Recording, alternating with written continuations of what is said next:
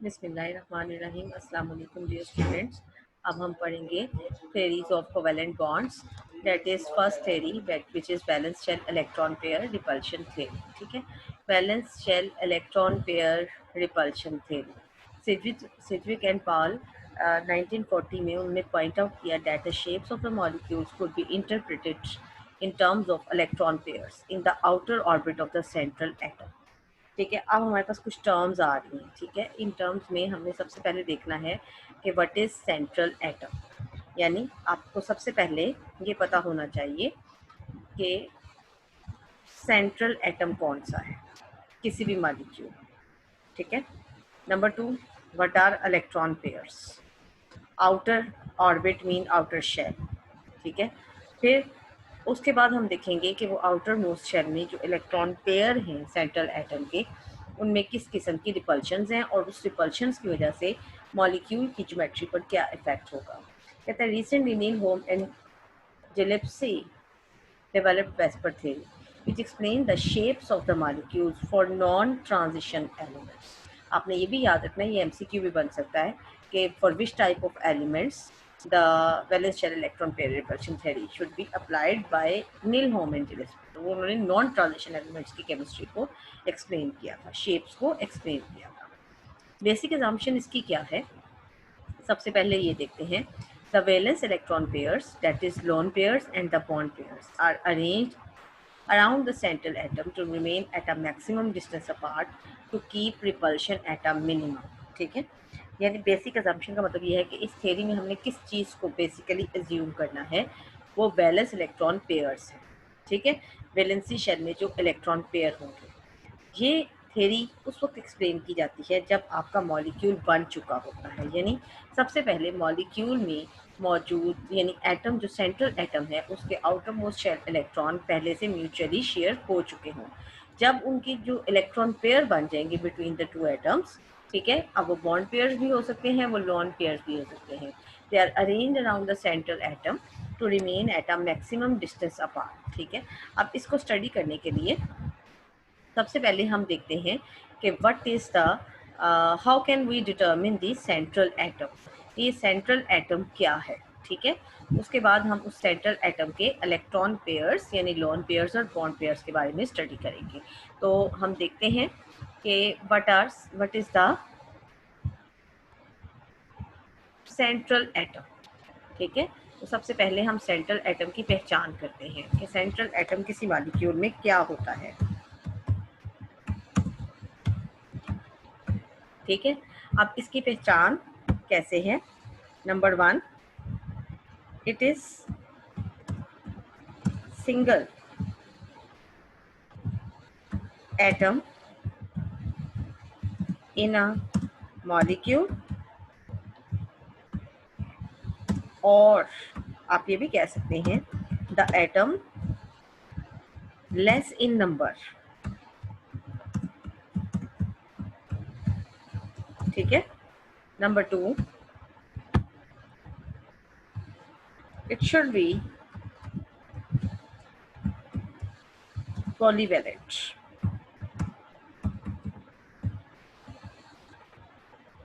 Polyvalent, तो ये पहचान है जी सेंट्रल एटम की। अब ये पहले आपको देखना पड़ेगा कि ये क्या है, सिंगल एटम क्या है, पॉलीवैलेंट क्या है।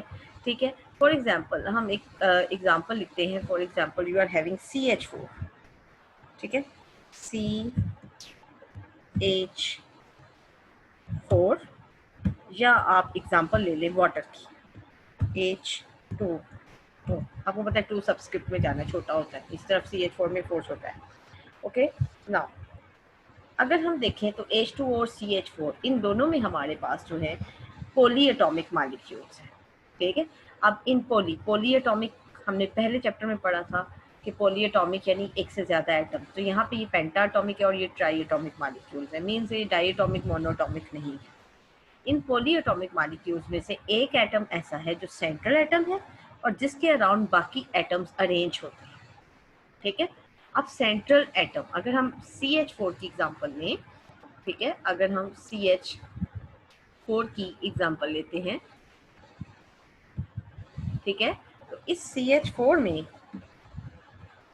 हमारे पास जो सेंट्रल एटम है वो कौन सा होगा। उसकी पहचान ये है कि central atom should be a single atom in a molecule और the atom in less in number. तो यहाँ पे हमारे पास कार्बन और CH4 में कार्बन जो है that is less in number, तो कार्बन जो है वो आपके पास लेस इन नंबर है। Number 2, it should be polyvalent. आपको पता है कार्बन की वैलेंसी 4 है जबकि हाइड्रोजन की वैलेंसी सिर्फ 1 है, तो हाइड्रोजन कभी भी सेंट्रल एटम नहीं होगा, ये बात आपने याद रखनी है।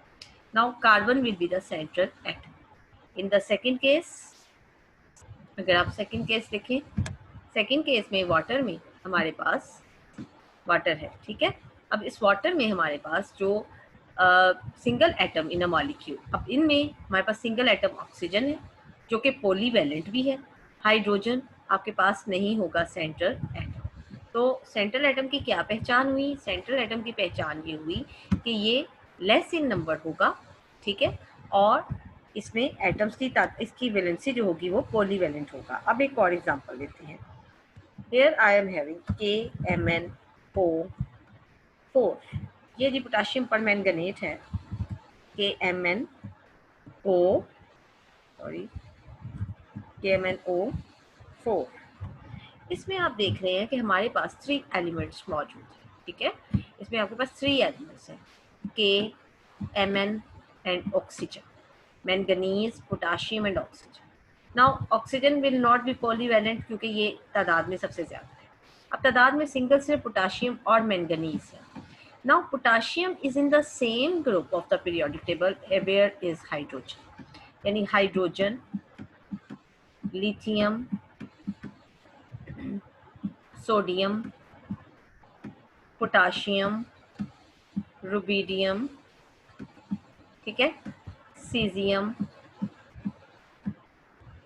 And francium. आपको पता है ये सब group 1A of the periodic table में मौजूद है, ठीक है। अब group 1A of the periodic table में ये जो एलिमेंट्स मौजूद हैं इसमें ये पोटाशियम भी है।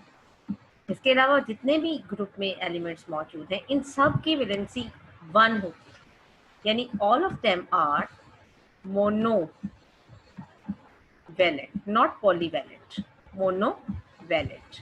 तो हमने तो पहले ही पहचान बता दी कि फिर मोनोवैलेंट क्या नहीं होगा, पोटाशियम जो कि सिंगल था, एक ही एटम था, तो हम कह सकते थे कि it should be central atom, लेकिन दूसरी तरफ ये मोनोवैलेंट है यानी पॉलीवैलेंट नहीं है। Now what about manganese? Manganese is present in transition elements, ठीक है, और इसकी ऑक्सीडेशन स्टेट 7 तक चली जाती है and it is also polyvalent, ठीक है। तो लिहाजा हम कह सकते हैं कि इसमें हमारे पास जो मैंगनीज है दैट इज दी, आपके पास जो मैंगनीज है that is the central atom. Okay, now central atom कौन कौन से हो गए? यहाँ पर कार्बन है, यहाँ पर ऑक्सीजन है और यहाँ पर मैंगनीज है with the star.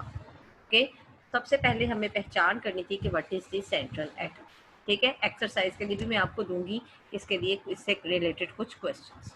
Next is,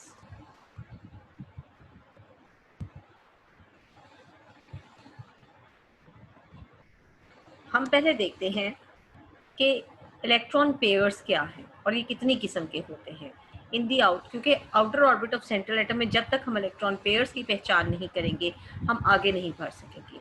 इसके लिए हम लुईस मॉडल की हेल्प लेंगे, ठीक है, और उसमें हम देखते हैं कि in case of Lewis model अब हमने देखना है कि हमारे पास इलेक्ट्रॉन पेयर्स क्या है, ठीक है। हमारे पास व्हाट आर इलेक्ट्रॉन पेयर्स, या कितनी टाइप के इलेक्ट्रॉन पेयर्स होते हैं, ठीक है, electron pairs. Now we are having 2 types of electron pairs. इसके लिए हम एग्जांपल लेते हैं अमोनिया की, अमोनिया NH3, ठीक है। अमोनिया में हमें ये पता चल गया कि what is central atom, star से बताना है, नाइट्रोजन, ठीक है।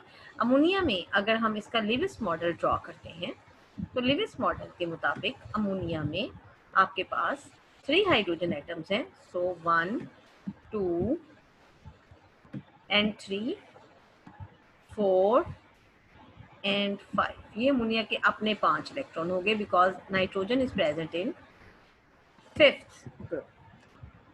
नाउ 3 हाइड्रोजन एटम्स, तो हाइड्रोजन एटम्स आपको पता है कि हाइड्रोजन की वैलेंसी 1 होती है और 4 हाइड्रोजन एटम्स अपने एक एक इलेक्ट्रॉन के साथ, ये जो क्रॉस बनाया ये एक हाइड्रोजन का इलेक्ट्रॉन है, यहाँ पर एक क्रॉस बनाया, एक हाइड्रोजन ये आ गया, there will be a single bond and again there will be a single bond. ठीक है जी, तो ये 3 हाइड्रोजन के साथ सिंगल बॉन्ड बन गए।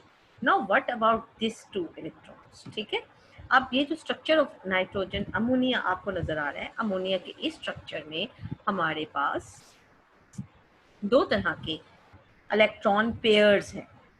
ये इलेक्ट्रॉन पेयर्स जो मैं ग्रीन से हाईलाइट कर रही हूँ, they are called as bonding electron pairs, जिन्हें हम सिंपली बॉन्ड पेयर्स कहते हैं। सिंपली हम इन्हें क्या कहते हैं? Bond pairs. ठीक है,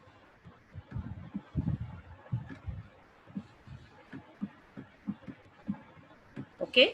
नाउ दीज 2 इलेक्ट्रॉन जो कि पेयर की फॉर्म में हैं मगर शेयर नहीं हुए किसी दूसरे एटम के साथ, they are called as non bonding electron pair, जिन्हें हम नॉर्मली लॉन पेयर कहते हैं। ठीक है, सिंपल वे में हम इन्हें लॉन पेयर कहते हैं। Lone pairs are non bonding electron pairs, जबकि बॉन्ड पेयर्स। ठीक है, तो इलेक्ट्रॉन पेयर्स आपके पास 2 तरह के हैं, electron pairs, lawn pairs and lawn pairs and bond pairs. Central atom, अब आपके पास जो सेंट्रल एटम है वो नाइट्रोजन है। नाइट्रोजन के अराउंड हमारे पास उसके वैलेंसी शेल में जो इलेक्ट्रॉन पेयर्स हैं वो कितने हैं? 1 2 3 एंड 4। फिर देखें, नाइट्रोजन इसी सेंट्रल एटम, इसके वैलेंस शेल में हमारे पास 1 2 3 एंड 4 इलेक्ट्रॉन पेयर मौजूद हैं।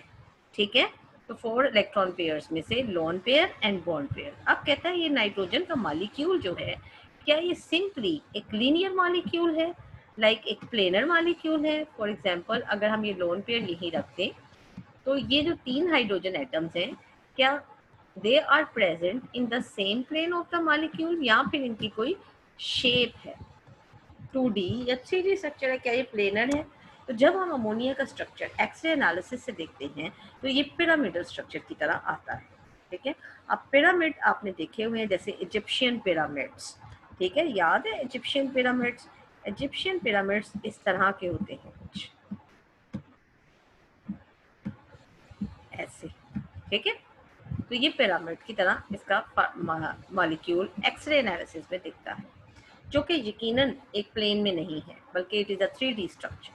मीन्स कि इस मॉलिक्यूल की एक ज्योमेट्री है जो कि जस्ट ल्यूविस मॉडल ड्रॉ करने से एक्सप्लेन नहीं की जा सकती। ठीक है, lone pair and bond pair of electron, there is actually the repulsion between these electron pairs. अगर हम इन इलेक्ट्रॉन पेयर्स को ऐसे ही लिखते हैं तो इनके दरमियान एंगल सॉरी भाई, इनके दरमियान एंगल 90 डिग्री का आएगा। ठीक है, हर एक के दरमियान। तो ये एंगल जो है 90 डिग्री का, इससे तो ये प्लेनर मॉलिक्यूल होता है। और 90 डिग्री पर के अलावा अगर ये कोई ऐसी शेप ले ले जिनमें इनके दरमियान, इनके लोन पेयर इलेक्ट्रॉन पेयर्स के दरमियान रिपल्शन कम से कम हो जाए तो मॉलिक्यूल ज़्यादा स्टेबल हो जाए। ठीक है, तो valence shell electron pair repulsion theory थोड़ी बहुत आपको समझ आ गई होगी कि जो किसी सेंट्रल एटम के वैलेंसी शेल भी हाईलाइट कर देती हूँ ताकि आपको याद रहे, ये सारा वैलेंसी शेल होगा नाइट्रोजन का। ठीक है, ये पर्पल वाला, इसे क्या कहेंगे? Valence shell. तो वैलेंस शेल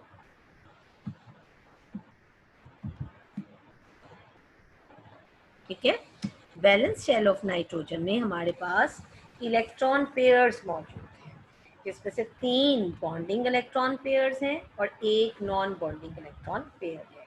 इन इलेक्ट्रॉन पेयर्स के दरमियान रिपल्शन होगी क्योंकि इलेक्ट्रॉन्स पर नेगेटिव चार्ज होता है। इस रिपल्शन की वजह से मॉलिक्यूल यानी ये बॉन्डिंग इलेक्ट्रॉन और नॉन बॉन्डिंग इलेक्ट्रॉन पेयर इस तरह अरेंज होंगे around the central polyvalent atom कि इनके दरमियान मिनिमम रिपल्शन हो, यानी रिपल्शन कम से कम हो ताकि मॉलिक्यूल स्टेबल हो जाए। ठीक है, होप आपको ये बात समझ आ गई होगी।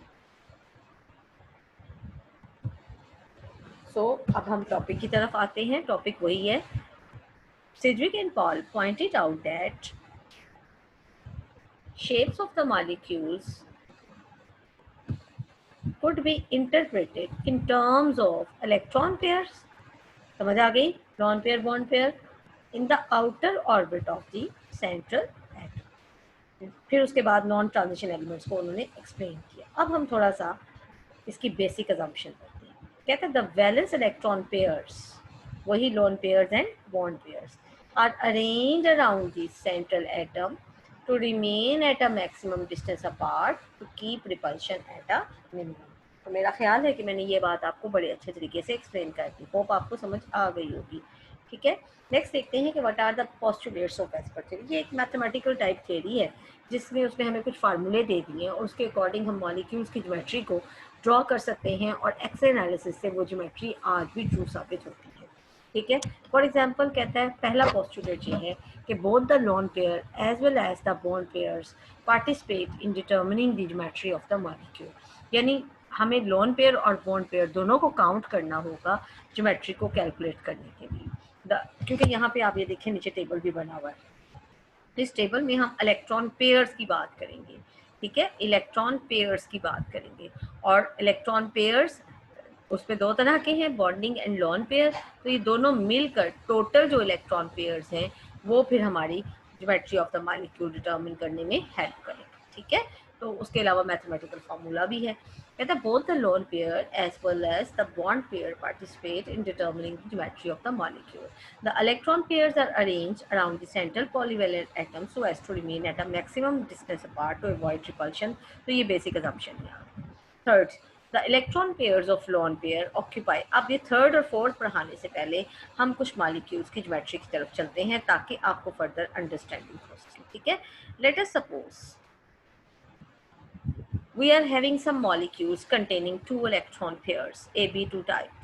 ठीक है, अब हमारे पास कुछ ऐसे मॉलिक्यूल्स हैं जिनमें AB2 टाइप के मॉलिक्यूल्स हैं। नाउ व्हाट इज AB2, ये भी तो आपको अंडरस्टैंड करना है। इसके लिए देखें AB2 क्या था। जो हमारा सेंट्रल एटम होता है, ठीक है, our central atom will be called as A। ठीक है, सेंट्रल एटम को हम रिप्रेजेंट करते हैं ए से इस फार्मूले में। और जो इलेक्ट्रॉन पेयर्स हैं, ठीक है, both the lone pair and the bond pair, electron pairs they are called as B.